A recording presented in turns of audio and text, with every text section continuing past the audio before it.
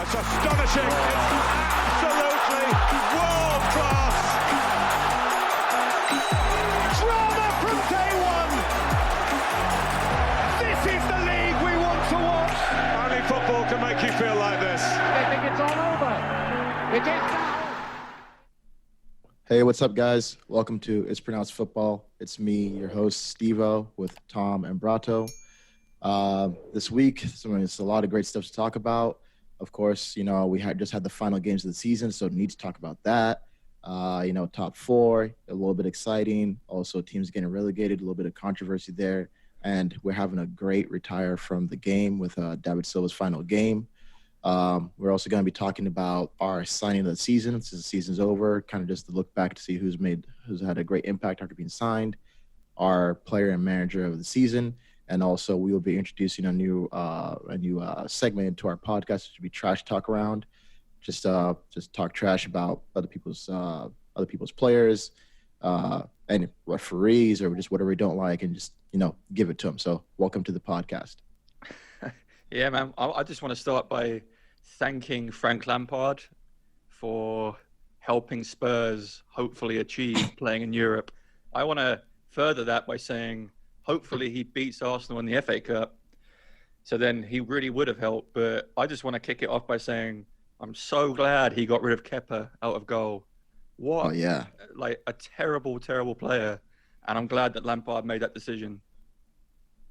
I mean, that needed to happen because it's kind of wild because a lot of people are saying like, oh yeah, he was like the most expensive goalkeeper. How you not starting the most expensive goalkeeper? But then you look at the amount of goals that Chelsea's let in, and it's like quite ridiculous. I think the goal difference for Chelsea is 15, and then everybody around Chelsea, the top four goal difference is not even close to that. It's like a whole different scale. Granted, a bit of that is just not the greatest defense, but a lot of it is just like he's let in a lot of goals that should not have happened. So, and this final game of the season where you need to hit top four, you want to hit Champions League, put in somebody that you trust. Like you don't like gamble on that. You're playing against Wolves, who have got a great attack. You can't have a little Spaniard flapping at the ball every time there's a corner kick. Yeah. Brato, what do you think, man? Being the Chelsea fan. Yeah. First off, I'm very happy that we won that game today. I do think our defense has been susceptible, but I think we've lacked also in offense as well. You were talking about statistics earlier, and I'm looking at United actually. I mean, they scored 66 goals and conceded 36, and they have a goal difference of 30. Man City scored 102 goals and conceded 35, and I think if Chelsea is to keep up with the big dogs, we have to improve our offense and defense. Kepa, I am glad he was dropped. Willie was more seasoned, and I had my reservation about it, but I think this spells ends for Kepa at Chelsea. Being dropped is the most important game. It gotta hurt your confidence as a goalkeeper. Oh yeah, absolutely. Then and then I wonder who will start the FA Cup final. It's got to be Caballero. It has to be Caballero. It would have to be Caballero. Kepa is a joker, man. He needs to leave. Like, I'm not even a Chelsea fan. I hope they play Kepa in goal against Spurs for the rest of his career. How is he a professional footballer? I don't know. He's not good at anything, in my opinion. He did well in Spain. Like, he played well in La Liga. I mean, he did well, and there was potential there where Chelsea were willing to make him the most expensive goalkeeper. I mean, I'm just wondering, who's going to own that business decision on Chelsea's side? And be like, well, we made a mistake, and now what do you do? His wages are so high. How can you, what do you do with them? Well, I feel like this is Alexis Sanchez all over, for Chelsea at this point. Yeah, that's I don't even want to talk about that at all. Was he at Bilbao in Spain? Yeah. Yeah. I mean, Bilbao had Aymeric Laporte came from Bilbao, so they had a pretty solid defense. And I agree with you. I think if Chelsea they need a leader at the back, and if they can get like a John Terry kind of figure that can kind of shuffle the lads around him and inspire them to get better, I think Chelsea will be good. And I don't know who that person is either. Yeah. I saw Nathan Ake was, poised to rejoin Chelsea back. But honestly, I'd be splashing the cash for David Alaba. I mean, he played for Bayern Munich, top four in the back four. His contract is up. I think Chelsea could get him fairly cheap, and he's kind of getting up there in the age, so he'll be a great mentor for Christensen and Rudiger and even Kurt Zuma, who has, for the record, become Chelsea's best defender. And you know how much trash I spoke about him at the beginning of this season. Oh yeah, I'll still talk trash about him now. I hate it, but he is Chelsea's best defender by the end of the season, and Wow. that's very surprising. It was funny today seeing him go up against Podence from Wolves, Yeah. the little 5'2" guy, and Zuma's legs were as tall as him. Like when he goes to clear, his leg will come up, and Podence's head is down here. His leg will come up here. It was hilarious. But I agree with you. I think Zuma is the best defender at Chelsea right now. It's a shame that Christensen kind of keeps having injury problems because I think he could be class. But Yeah. I think Frank knows it as well. Frank's not dumb. Yeah, and it's just like looking to next season. If Chelsea wants to be in top four again, you have to shore up that defense. Like you were saying, Brato. I looked it up too. So Chelsea let in 54 goals, and as fourth. So the next person to do that, is close to that is Burnley let in 50 goals and Southampton let in 60, and that's 10th and 11th, and you're in top four. It's almost because your offense was potent enough to score enough goals. That's the only reason why you're in top four, because the goal difference is just absolutely slim compared to everybody else. So that's definitely something that I'm sure Frank already knows that. Everybody knows that. Defense and keepers, something that will need to get sorted. You've got Werner, he was at the stadium today, Ziyech and Havertz. They're just a waiting game, but definitely need a defender for looking to next year, especially you don't have a lot of time to just get a back four working together. So they need to sign either another defender or another keeper ASAP, just to give them time to gel and make sure they're not figuring out the defense when the season starts, because you have more than a month, but that's not a whole off season to just get the defense exactly how you want it to be, and then also work on just having depth too, because if you want to go far and with multiple competitions, you have to have depth. This absolutely necessary. And the chemistry is going to be big. Where there's 2 months before the new season starts, not even that, September 12th. So I think it's going to be challenging for a lot of these teams to actually get the chemistry going and for the players to learn how to play with each other. So I'm really excited. I don't want to take anything away from Chelsea's performance today. A 2-0 victory at home against a really tough Wolves team. Oh my goodness, yes. I think they played really well. I think Pulisic didn't have the best game, but he made the right runs. I thought Giroud played well. But it's just the midfield that's lacking a little bit for Chelsea. You don't have a creative player.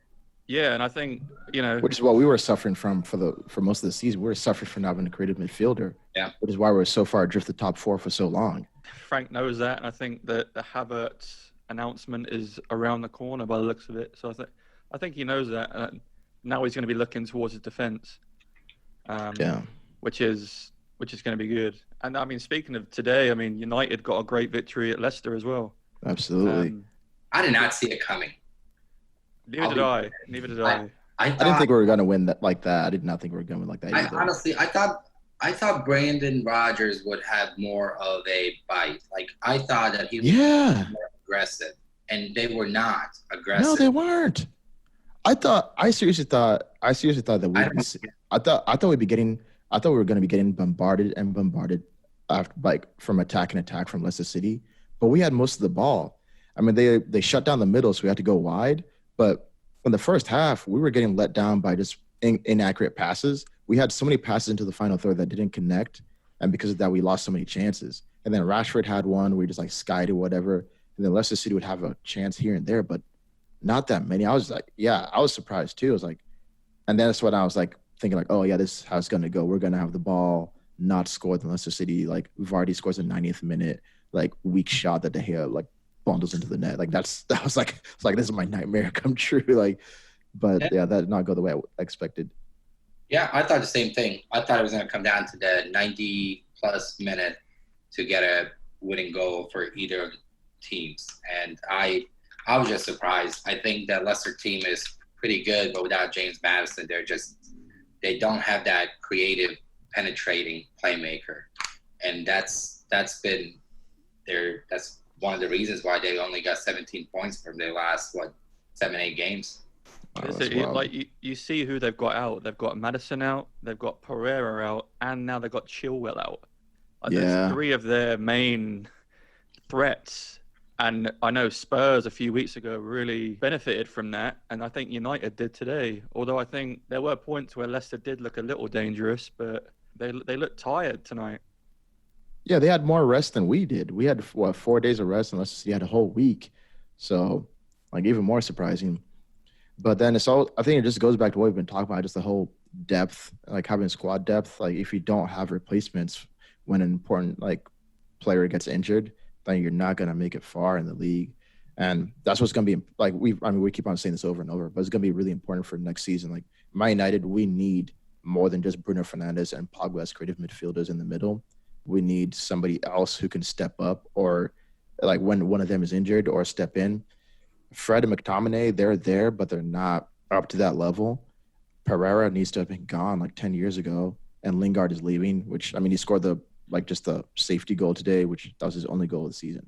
So, but we definitely need to just squad depth, which is just crazy to think of. You look at Man City's roster, and they just have depth everywhere. Ridiculous. That's what money gets you, right? And yeah. I don't know if you guys have watched the Man City All or Nothing documentary on Amazon. Yeah. All the owners are ruthless when it comes to what players they want. They'll have a list of 5 players, and they'll go after them with cutthroat precision, and they'll get them half the time. And because City is such a great team, the players want to go, and Pep makes it seem lucrative for them, even though they might not be starting. They might be a 60-70 minute player and then an FA Cup player, but Pep makes it sound good. And I think he's a great manager, and that's why City have upped their game the last few seasons. But I still think Man City on their day are better than Liverpool.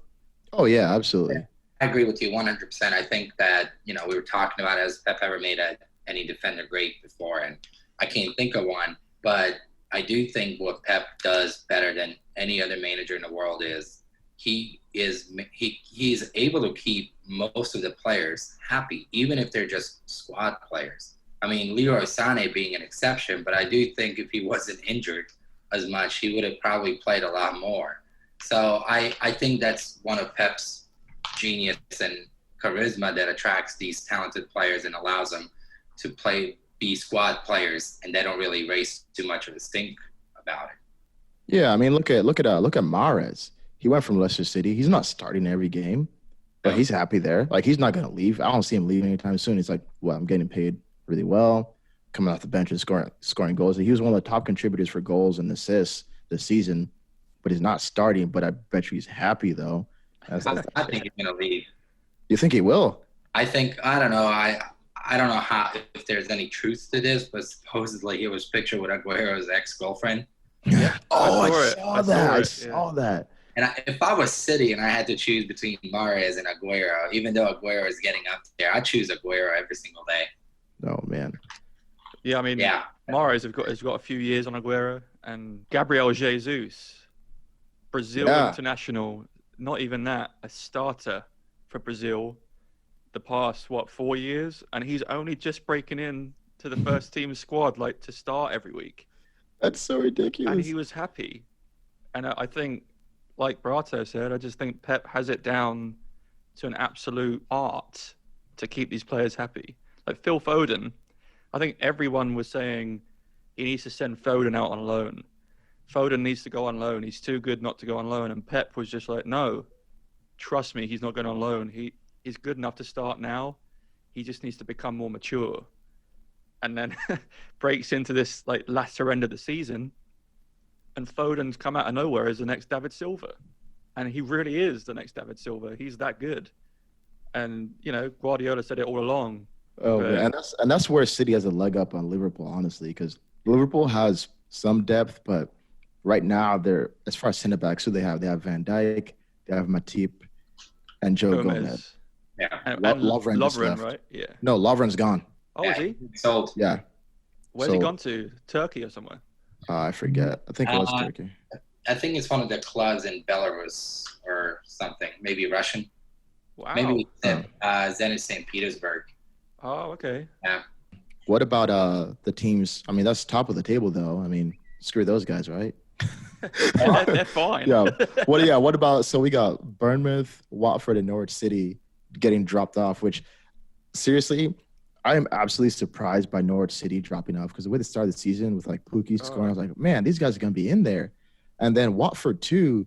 Watford is playing pretty good soccer. I mean, the season before and the season, and they just like dropped off. And same with Bournemouth. It's just like these three teams, they didn't start out horrible, and it's like, what happened? To I'm the most saddened by Bournemouth dropping because I think Eddie Howe. I think Eddie Howe is a good manager. I think he has the Bournemouth squad does have good players. I think they've been ridden with injuries. I think Stanislas has been probably one of their best players that's been ridden with injuries throughout the season. They haven't been able to recover from it. And I think that's what really injuries is what killed them. Lack of depth. But I am so sad to see once them again relegated. And I think they were better than Aston Villa. I mean, I know that, data shows otherwise, but I do think they were more exciting to watch. I mean, for crying out loud, they put 4 past Leicester, right? Yeah. That's pretty impressive. Even Leicester's form, even while Leicester's form has dropped and they're 5th, they still put 4 past Leicester. So, yeah. I don't know. No, I agree with you. Like, I would rather watch Bournemouth play in the Premier League than Aston Villa. I mean, yeah, they're just a way more exciting team. And then even with their stadium was kind of small, but it's like, even though you're not being there, just like watching on TV, there's like a different atmosphere than watching Aston Villa games. Like if I were to want to go to one of the games live, I'd be more drawn to the Bournemouth game because I already know just from watching on TV, the atmosphere of the Bournemouth game would be more just intimate, just watching that game rather than Aston Villa. Like, well, Tom, I want to hear your thoughts, but then I want to ask you: do you guys think Eddie Howe is going to stay, or is he going to go elsewhere? Yeah, Eddie Howe is Bournemouth through and through. He played for them, and now he's the youngest manager in the Premier League, I think. Yeah, he might not be now, but he was at the beginning of the season. I think he will because I think Bournemouth are a good enough side that I think they'll get promoted again next year. They're good enough to, if they can keep their players fit, and he's going to bring them into some squad depth. I think they'll sign a couple of players. I think they'll bring a couple of lads up from their youth system. Because Bournemouth have a good youth system as well. But I don't think the players there are quite ready yet to make that jump. The player that he really needs to keep is Nathan Ake. But as you said, I know Chelsea are after him, and I know Man City are after him. Yeah. That's easier said than done. But if Ake stays, they've got a really good team, man. Every time Bournemouth play Spurs, I think, here we go. Because Eddie Howe plays the kind of football I like to watch. They attack, they defend pretty well, although numbers would say they don't. But as you said, they're injury-ridden. So they don't have that core group of players each week. Someone's always different because they're injury-prone, it seems. They just have the worst luck. And I am sad to see Bournemouth go. I think Villa stayed up, not just because of luck, but I think Jack Grealish is a game changer. Without Grealish, Villa are not a Premier League side. And Trezeguet, the Egyptian, he's a really good player as well. But Grealish, especially as that leader, and I think that's something that Bournemouth don't have. They don't have that one player that can lead them through thick and thin and give them the hope to carry on. But they have players there. They're just young, I'm sad to see Bournemouth go, but they'll be back. They'll be back next year, I bet. Has any team gone down and bounced right back up the next season? I'm sure there's a ton. I don't know off the top of my head, but I'm sure there is. Yeah, I thought West Ham did a few years ago. I could be wrong about that, but I thought when West Ham got relegated, they moved. Well, back.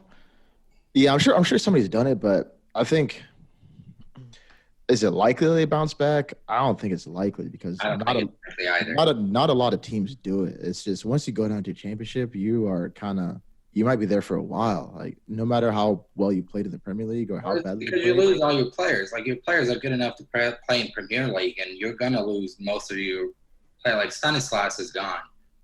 Nathan Ake is probably gonna be gone. Oh yeah, he's definitely gone.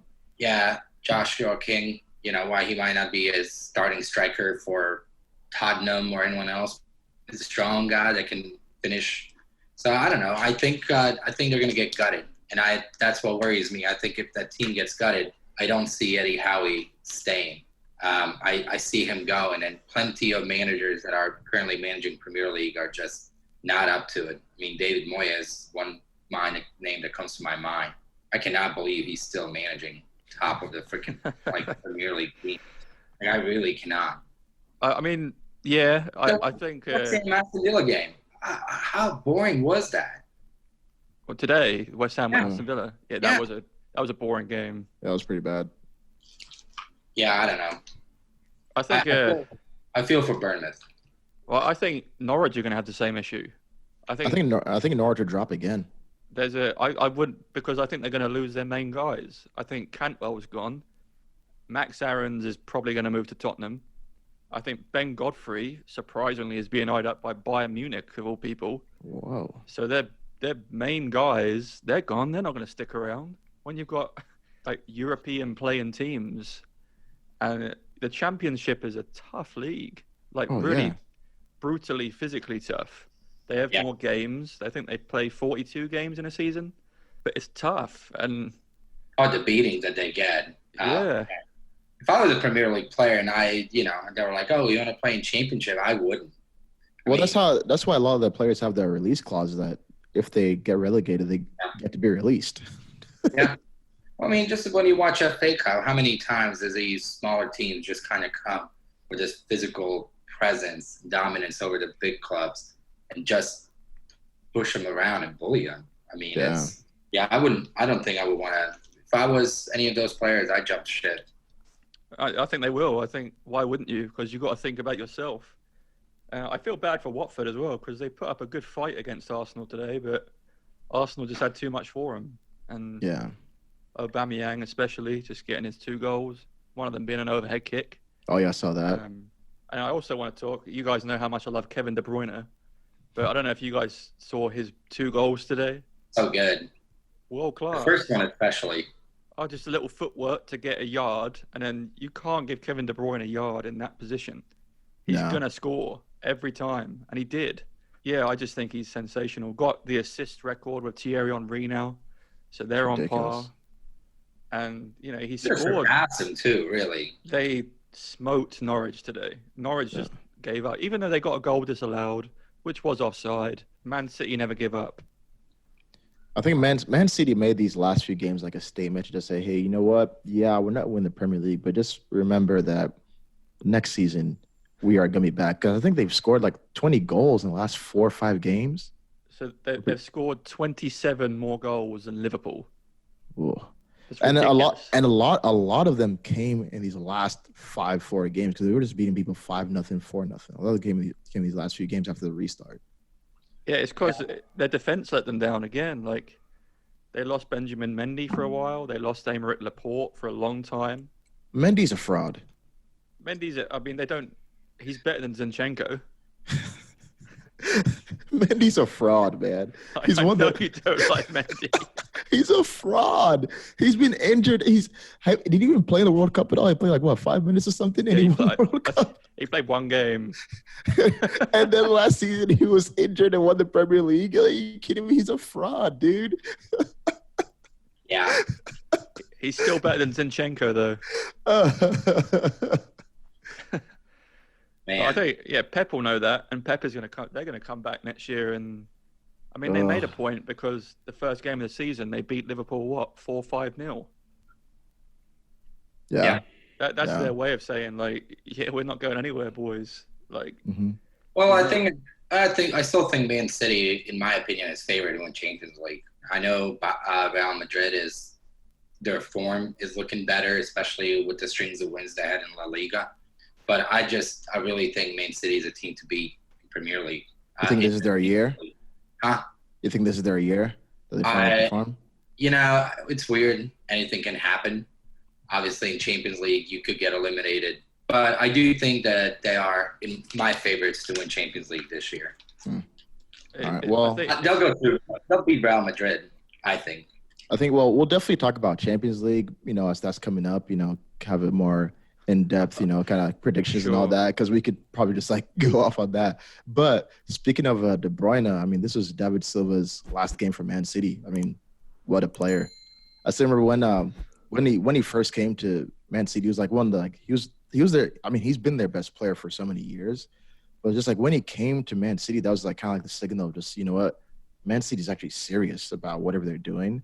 And they're here to start winning games. And when he was playing, dude it was just really frustrating to watch him play, because you knew once he got the ball and was running at you, he would somehow, some way find somebody, create space, find space to be passed to or to pass to somebody. And it was just it was almost like you're just watching the inevitable happen when he was anywhere near the ball. I don't know what your thoughts are about that, but yeah. Oh, dude, I think he's class, man. I remember one of his first seasons. I remember watching Man City versus Liverpool. And it's when Liverpool had their kind of strong, just like now, they're a really strong team. And I remember David Silva making Steven Gerrard look like a schoolboy. Steven Gerrard would sprint at him, and he would just kind of very nonchalantly step to the side. And he's got that good a touch that he could just, he'll just kick it, bang, bang. He's past someone. He makes a key pass through. And then, of course, find space again to get the ball back. Exactly. And then he did the simple things amazingly, passing and moving. His movement off the ball was fantastic. He always found space. He had one of the best first touches in the Premier League history, in my opinion.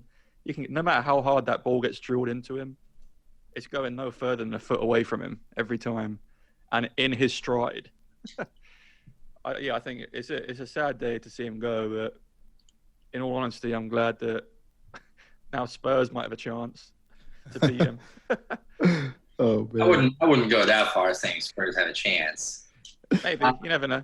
I absolutely love watching David Silva. I think when he came to Man City, I think the whole perception of, he changed, I think, the midfield game, because it became more technically savvy than being a box-to-box player. And he's just so, magician. You could get the ball, and he'll find the run, he'll find a pass. He will make sure that you get that ball. And I just think he was mesmerizing to watch. His ball control is phenomenal. In my opinion, I think alongside Iniesta, he's been probably the best midfielder in the past 10, 15 years.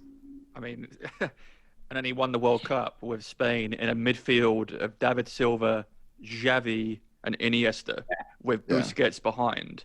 That's such a stacked midfield. That's cheat codes, man. Having all these four people on the team, man. Are you kidding me? Oh, that's so ridiculous. I'm gonna miss him. I really will. He scored a couple goals against Chelsea that really hurt us, and I'll never forgive him for it. But it's always nice to see a talent it just goes to show you, we love this game and we love watching this game, but it's sad even when a player from opposing team that's that good retires. Got to bring sadness to you. Maybe not to a United fan, because he made sure you were round number 2 in Manchester. Yeah. About that. But just real quick, I was kind of looking up some of his stats too. So he's the second highest assist provider for Spain, and also 4th highest goal scorer in Spain's history. So that's not even as a midfielder, not even as a striker, as 4th highest goal scorer. Yeah, that's even a very unselfish player as well. Yeah. Oh yeah. That speaks for itself. Just those stats right there, because he'd assist before he gets a goal. Mm-hmm. And he's only 5'8". That's the thing. He is a small player, and he still dominated that Premier League midfield for years. So I'm gonna miss him. He was a joy to watch. And that's a good point too, because they say he's 5'8", and Premier League is the Premier League is a physical league. I mean, it's not more physical like than MLS or Championship, but out of the top flight leagues in Europe, Premier League is probably like one of the more physical ones. If he had stayed in Spain, imagine he would have had like, I think if he had stayed in Spain, he would have even more just recognition as a player than if he had stayed in the Premier League, because like he would have like, I mean, if you look at Spanish football and Italian football, there's a little bit less like any bit of contact is just like, oh, that's a foul. Premier League, there's a little bit more that they rush a little bit more go. As a midfielder, as a creative midfielder, if you're in Spain or Italy, that's like kind of like where you want to be, because you know that you're protected way more and you're able to just like express yourself way more than the Premier League, where like it's like when you see a 2-footed tackle in England, it's like, oh yeah, that's proper football or something like like that. Yeah. Like Johnny Evans today. Oh my goodness.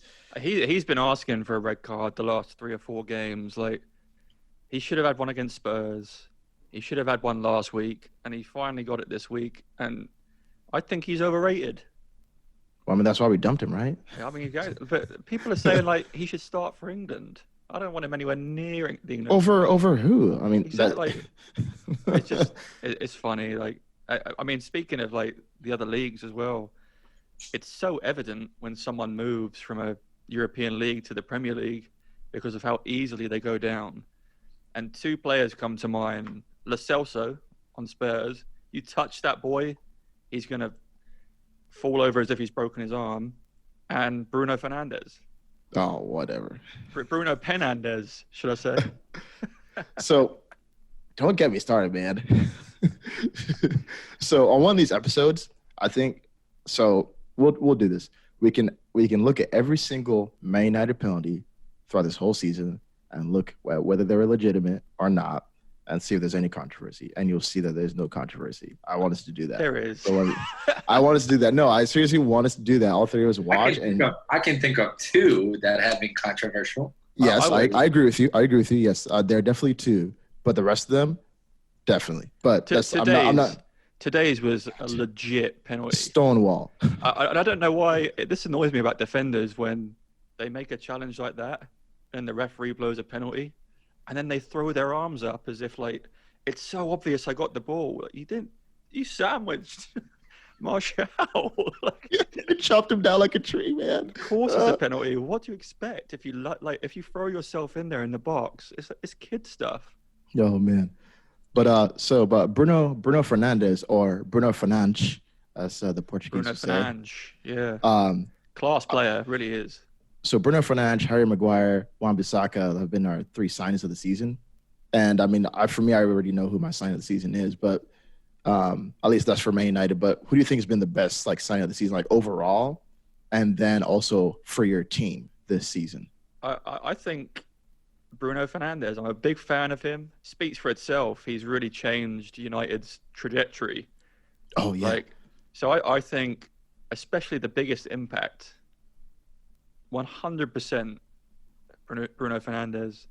From a Spurs point of view, I'm going to stay. It's a toss-up between Lo Celso and Steven Bergwijn. But I'm going to go Steven Bergwijn just because of the goal he scored against Man City. And United. Shut up. So, but no, I'll change it. I'll say Lo Celso just from a Spurs point of view because he really does help connect the midfield.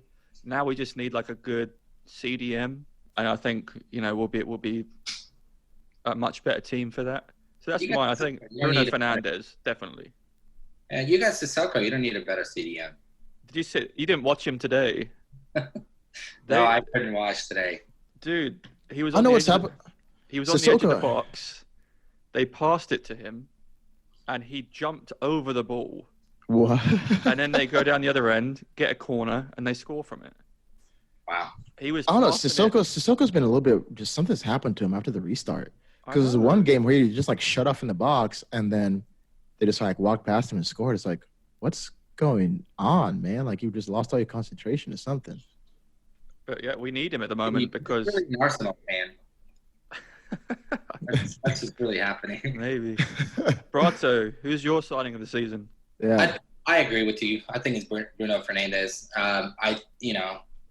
United looked okay, but when he came in January transfer window, the team completely changed.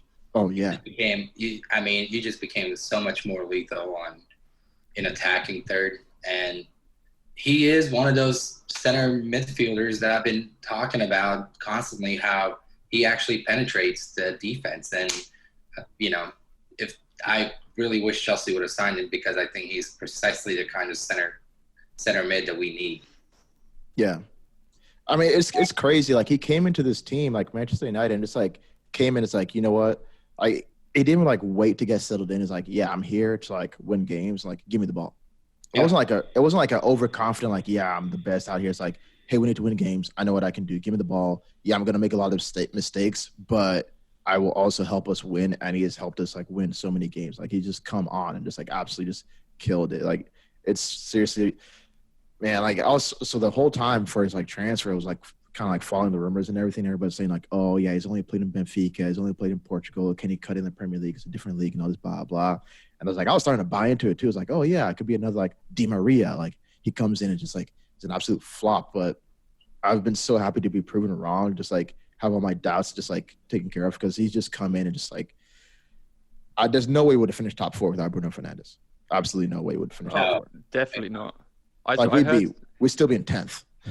I heard something about him that I really like, and like you said, he came and just changed. So apparently, like, he's a real leader on and off the pitch. You can tell. So apparently, his first training session, they were doing free kick training, and apparently he just said straight out to everyone, "No one on this team but me is taking free kicks." Like, imagine that, like playing even just with a new group of lads, and you get a penalty. You'd be like, okay, you guys take it. Even though you personally might think you're a better penalty taker, you'd be like, I don't want to annoy anyone. He just came in, asserted himself, said, I'll score every single penalty I take.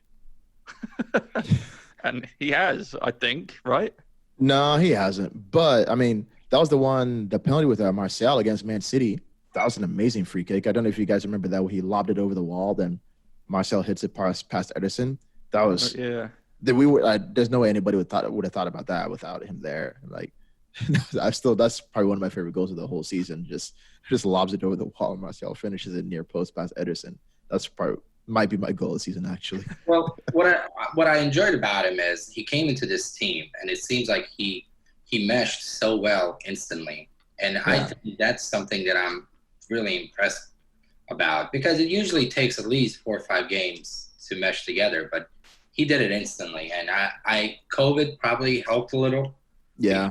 At that point, they had a break and they were able to build chemistry with each other more. But he just plays with so much confidence that as much as I dislike United, I admire him. He just plays with confidence and seems very humble too. Yeah, he also speaks great English, and I think that really helped, especially in the dressing room, just kind of assert himself a little bit. And I heard another great story about Pogba, that I think Pogba gets shit on a lot, Pogba. Oh yeah, he does, for no reason. When Fernandes came, apparently Fernandes said this in an interview, Pogba was the first person to say, like, right, where do you want to live in Manchester? I'll help you find a place that you'll be happy with. And he went and looked at houses with Fernandes. I just think that is wonderful. I really like that Pogba did that. And I know he gets crapped on a lot, but that's leadership. Yeah. Well, and I know I shit on Solskjaer a lot, and I even question if he's a good manager from a tactical standpoint. But I do think that's one thing where he has excelled and done so well with this team, is that this actually seems like it's a team rather than a bunch of individual players. And I, give credit where credit is due, and Solskjaer seems to have done a really good job making sure this is a team. Yeah. Oh, absolutely. Absolutely. Like, I mean, just you look at, when it's going well, you look at the link-up play just up top with Bruno, Rashford, and Martial, just let them just like the interpassing there. It's like, dude, like how, like you said, they've meshed so well just in such a short period of time, just those three, and even Greenwood too. I mean, he's not on that same level of just interplay, but Bruno Fernandes' interplay with especially Rashford and Martial is just really good for such a short period of time. And that's with, Rashford is still injured when Bruno Fernandes came in too. Yeah. So even a shorter period of time for Rashford. And then Greenwood is still a teenager, and he hasn't been starting either. So, and he's like even like being involved in all of that. So that's I don't think I've ever seen a young player like Greenwood strike a ball as well Oh my goodness. with both feet. Like, Yeah. you can't give him a yard, or he'll get a very good shot on goal. Yeah. Every time. He never slices it. He never smashes it over. It always is on target. Even if the goalie saves it, it doesn't matter. It's on target. Yeah. And Daniel James must be wondering what hit him. Like, he must be thinking, like, how do I get back in this team? I don't know. I don't see how he gets back in either. But he can't. Yeah, unless one of them gets injured. He's not as good as the other two. So I would be surprised if James leaves United. I don't think he's going to leave. I think he has I a don't lot think he to improve. And, he's so fast that if he actually just manages to work on his touch a bit and his shot, he'll be a threat. I think he'll compete with Greenwood up there. Yeah, which is, good for both of them. Just have competition. Oh, yeah, absolutely. Exactly. You said it, Matt. Steve, I'm guessing your signing of the season is also Fernandes, right? Oh yeah, absolutely. Are you kidding me? Has to be, right? There's no argument. Yeah. We had good signings in Maguire and Wan-Bissaka, but just the impact that he made in such a short period of time, you can't ignore that. I think Maguire and Wan-Bissaka have made good impacts, but as a defender, I think defenders in general get overlooked just because they don't score goals. All they do is play defense, and then when they do make a mistake, it's when a defender or a goalkeeper makes a mistake, the result of them making a mistake is usually a goal, which is like a huger detriment to a striker making a mistake. It's like, oh, he missed a chance. Oh well. If you look at impact though that he's made, we wouldn't have gotten to top 4 with better defense.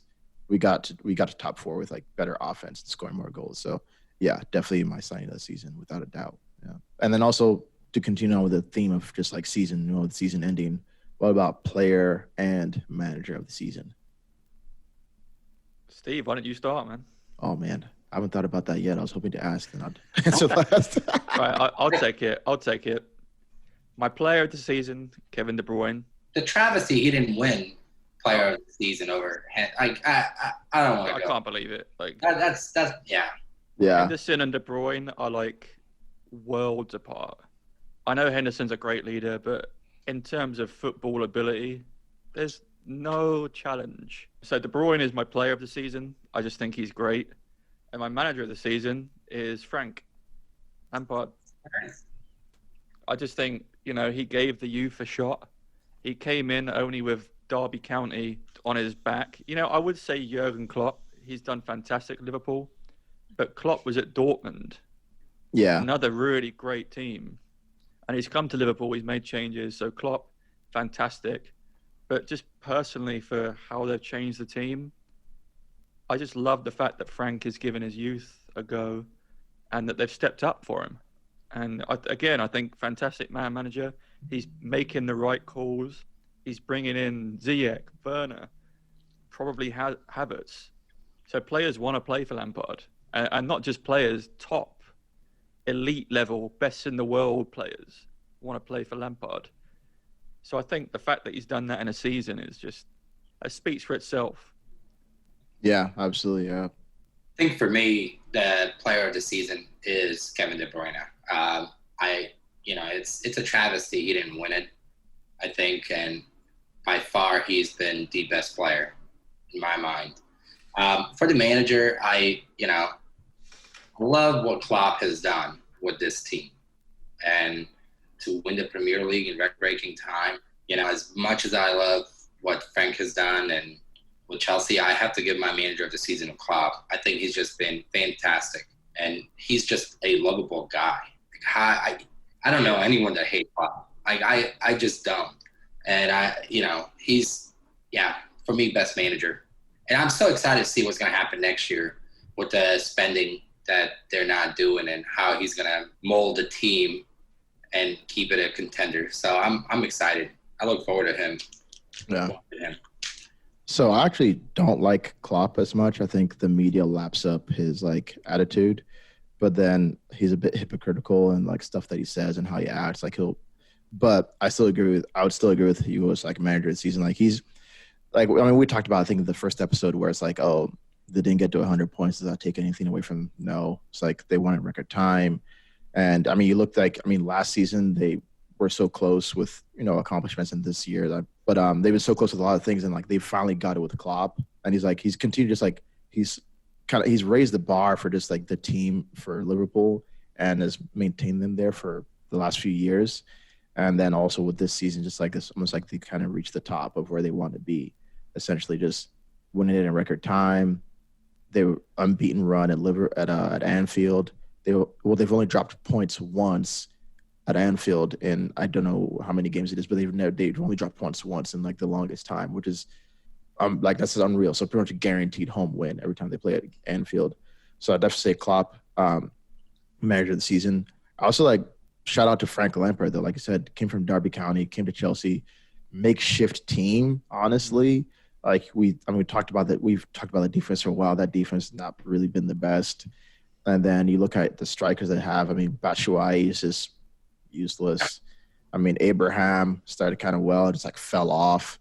Then you have Giroud, which I love Giroud. I mean, he's more of a hold-up player, not like – I mean, actually, I'm not going to say anything bad about Giroud. Giroud is a top striker. I think people don't appreciate his game.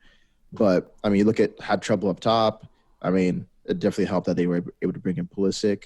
But, I mean, it's a bit of a makeshift team. You've had to depend on young players like Reece James, Mason Mount. So he has had to bring in players like that and trust them. And also, I mean, it's not just the players; it's also the coaching too, to give proper instruction, give proper tactical information. Like, hey, this is what we're going to do, and make sure that they follow through. So, definitely shout out to Frank Lampard. I mean, that's wild. Like first season in the Premier League with a makeshift team, finishing fourth. That's an accomplishment in itself. But I think just what Klopp has done with Liverpool is definitely you got to respect that too. Player of the season though, definitely Kevin De Bruyne. I mean, I sent you guys that stat of his goal contributions. For the season, just absolutely ridiculous. And then with his goal contributions, he was at it was either a goal or an assist every game. Just if you averaged it out per like his goals and assists per minute, it was one goal or assist per 90 minutes. So that's a great so he's guaranteed to either score. He's either guaranteed to score or guaranteed to assist a goal every single game. Nobody else. Yeah, and that was over the whole – I mean, granted, he didn't play every game in the whole season. He was injured for a bit, but still, though, that's ridiculous. Yeah. But that's the crazy part that he did not win the player of the season. Like, how can you justify giving it to Henderson? I cannot – I really can't figure it out. I know Liverpool did a great job, but when City won it last couple of years ago, you gave the player of the year to Salah. I think it was. So it's just, for me, it's hard to justify how Henderson can win Premier League player of the season over Kevin De Bruyne. Yeah. It makes me not respect the freaking choice too much, I'll be honest. Some shady stuff happening. Yeah, a bit. I mean, they should have asked us for our opinions. We would have told it to them straight. Kevin De Bruyne, absolutely. And I'm really curious, to see what the poll is out there. We should create one, Tom. I mean, I'm sure the Ballon d'Or ratings, players know game. Jordan Henderson will not be in the Ballon d'Or rating. Oh, no, not at all. You know who is? Kevin De Bruyne. Yeah. That speaks volume there when you get your peers voting for you. And from a footballer to say you're the best player in the world and Lewandowski and De Bruyne. It's not Lewandowski and Henderson. No. And, a little bit of favoritism again towards Liverpool. Not to take away what they did this season and last season. Champions League and the Premier League. Fantastic. Well done to them. I like Klopp. I like their players. But like Brato said, it's just they're not in the same league, Henderson and Kevin De Bruyne. No. Yeah, it's so the thing is, I appreciate players like Henderson. I will say that before I start the trash talk, because some players are just they're not the flashy player. They're not crazy assists, crazy goals, but they're that cement, that glue that keeps the team together. Yeah. But at the same time, though, it's De Bruyne and Henderson. Come on, man. Come on, man. Open your eyes. Yeah, exactly. Open your eyes. They're like in two different worlds, man. I'll agree with you, Steve. Like I like players that get stuck in for the team, and Henderson definitely does that. Oh yeah. They play the ugly side of the game. Well, He'll even get- their stats, like even if you're looking at their stats, I'll look at Henderson's, but De Bruyne has so much more impact on City's outcome of the game than Henderson does. I think that it's just, it's not a question at this point. Definitely agree with that too. So trash talk. I mean, Brato, you were a bit pumped up about this round. You were, what was it? What you were going to trash talk this round? I'm gonna trash talk VAR. Oh, here we go. Here we go. Oh. We talked about VAR in the first episode, and VAR is back. Look, I don't like to beat a dead horse at this point, Boy. but I feel like I have to. I think there's just been great injustice done to Bournemouth because of the VAR decision. Sheffield United, Aston Villa, that ball clearly went over the line. Oh, yeah. VAR could have reviewed that decision, and they didn't. And now, because of that, Bournemouth is getting relegated. They're losing millions of dollars. And I do think that injustice, I wonder how Premier League is going to make up for that injustice. And I'm not talking making up for it in Bournemouth. I'm talking about steps going forward. Because we literally lost a good, decent team, an exciting team to relegation because VAR could not be decisive and step in to correct the mistake. And that's just one of the mistakes that he has made. There's been so many other mistakes, from red cards to goals. It's trash. VAR is trash, and it needs to change.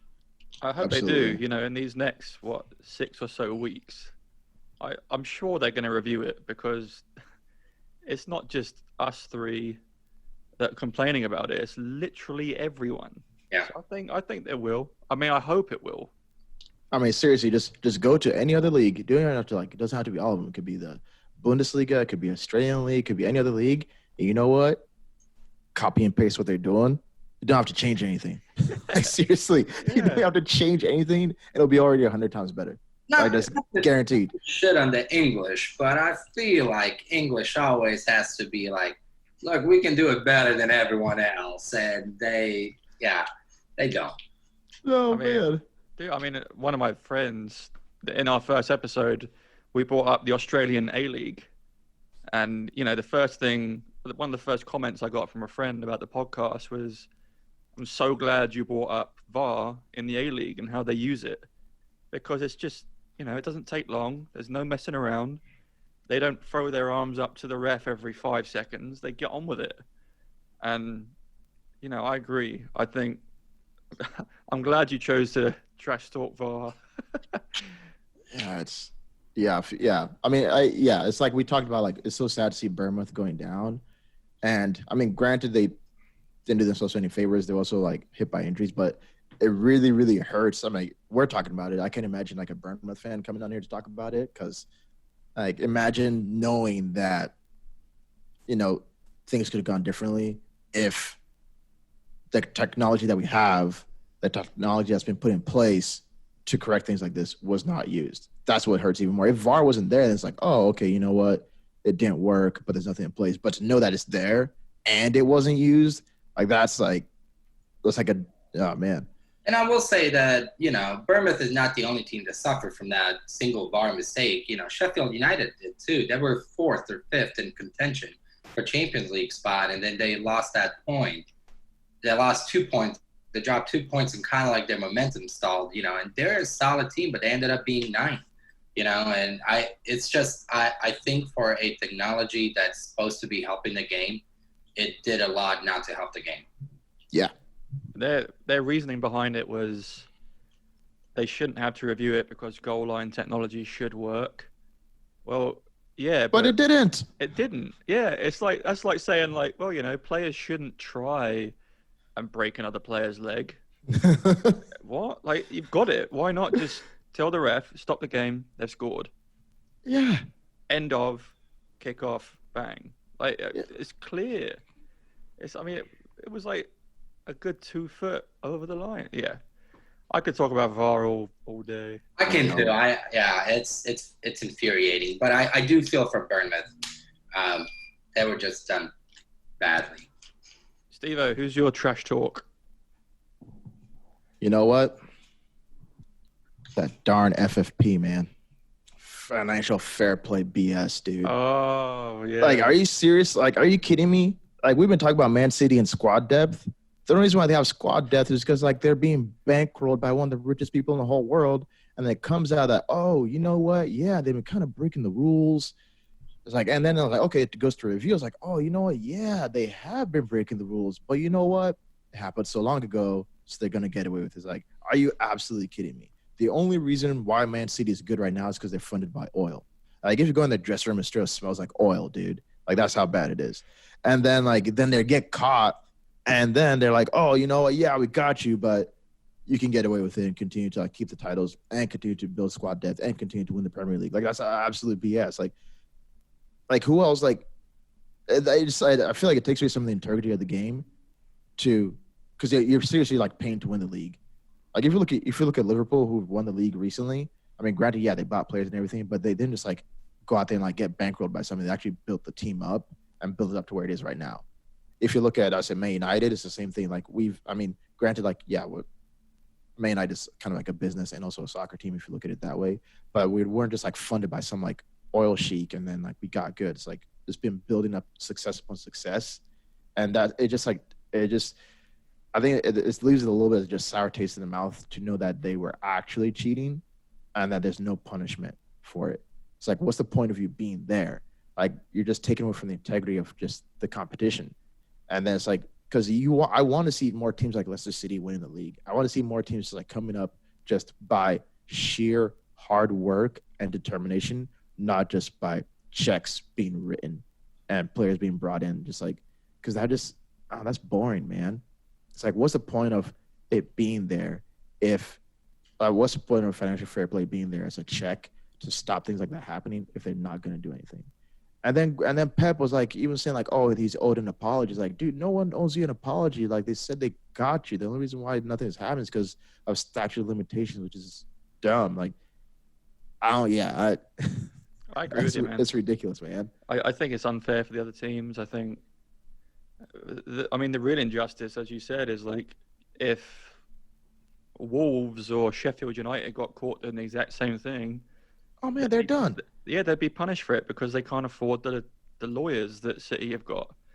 So yeah, I agree with you, man. And like, I didn't even think to trash talk that, but now you've brought it up. I'm like, absolutely.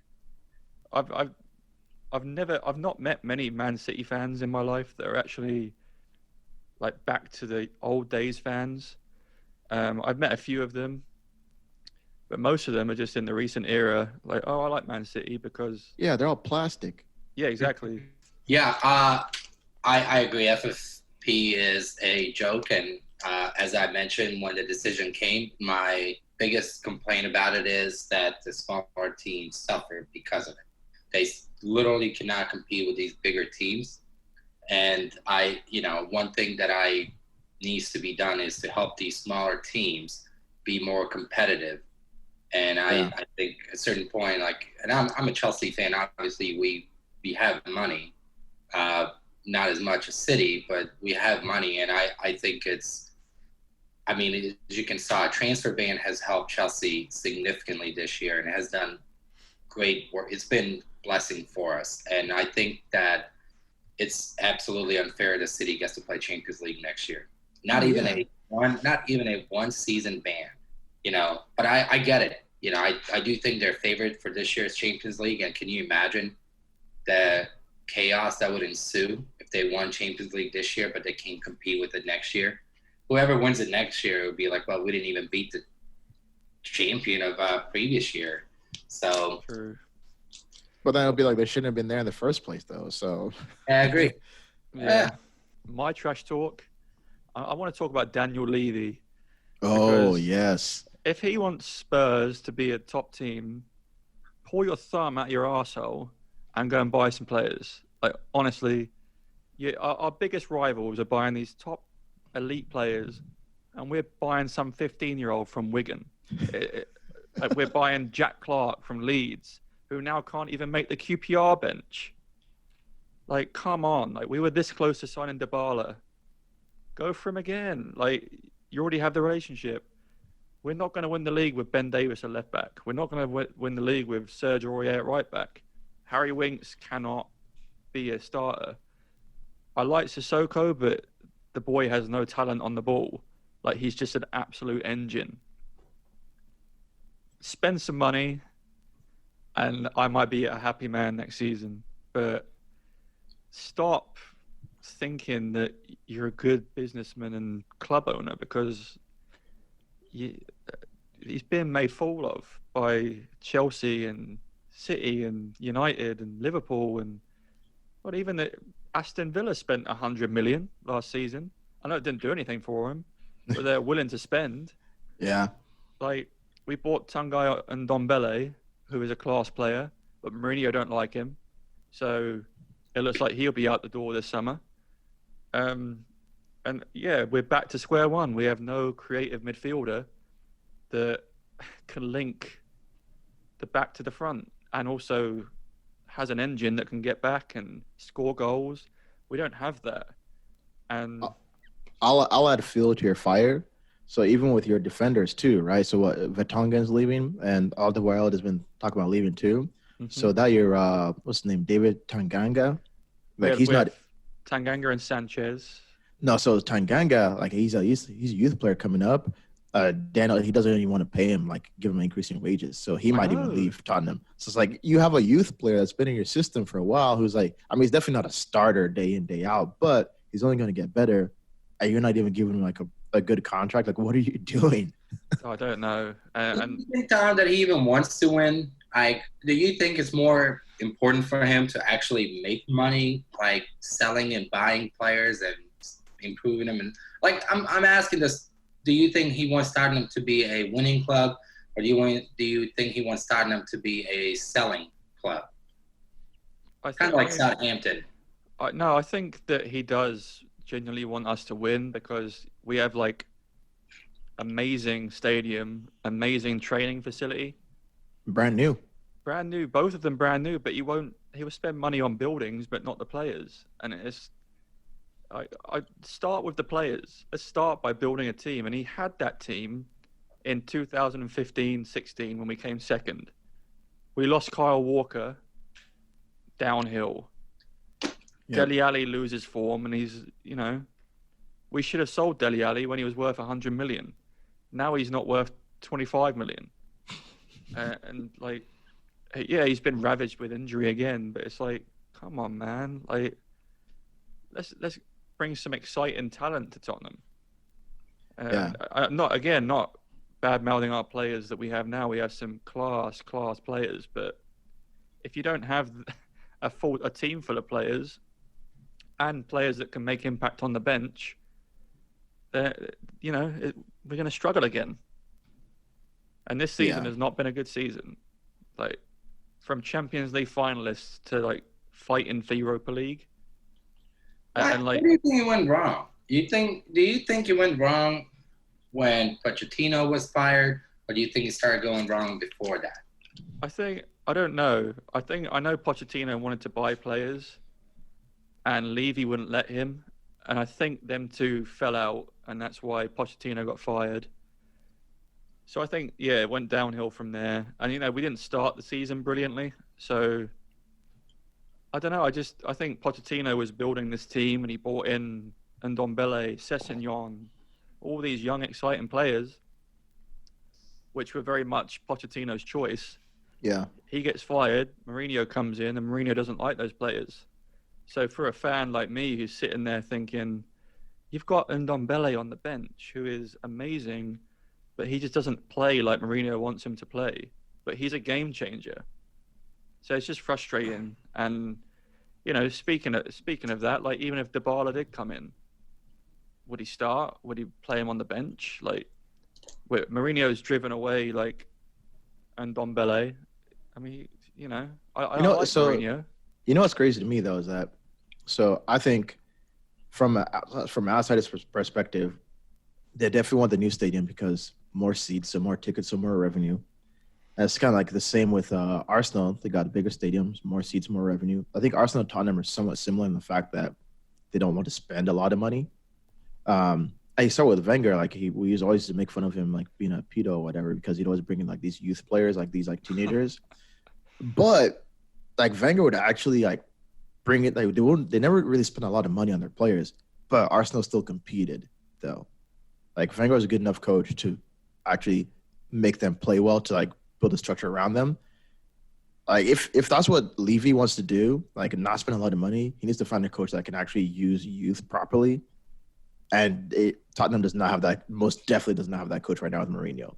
Like if with Mourinho, you have to like go spend big and get big players, because like Mourinho's not gonna like go for the youth players. So like Arsenal, yeah, they didn't spend a lot of money, but they had a coach that was understood that and was able to like, you know what, this is like the situation that I'm in. I'm going to make the best out of it, and I will still win.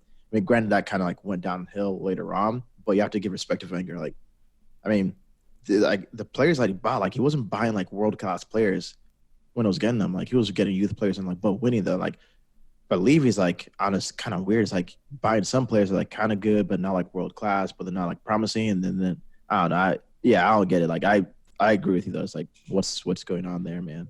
Well, we've got a Tottenham All or Nothing Amazon documentary coming out in the next couple of months. So I'm pretty intrigued to see what the issue is, because I think it will be pretty clear watching the documentary, because, you know, Pochettino left, Mourinho came in, and yeah, we're just like a changed club from last year and the previous years, and I don't really know why. So I'm intrigued. So that's my trash talk for this week. Daniel Levy. Daniel Levy, Do something about yourself. Yeah, he definitely deserves that. All right, there you have it from us three. Thanks for listening. Those are our thoughts on the final games of the season, just the end of the season, signings of players, and trash talk round. Let us know what you think about how the season's gone. I mean, did it go the way you wanted to go? We've got Facebook, Twitter, Instagram. It's pronounced football. Hit us up with some likes and subscribes and comment on what we've got, or just like let us know your thoughts. We'll definitely respond to you. But that's it from us. Have a great week. See you later, guys.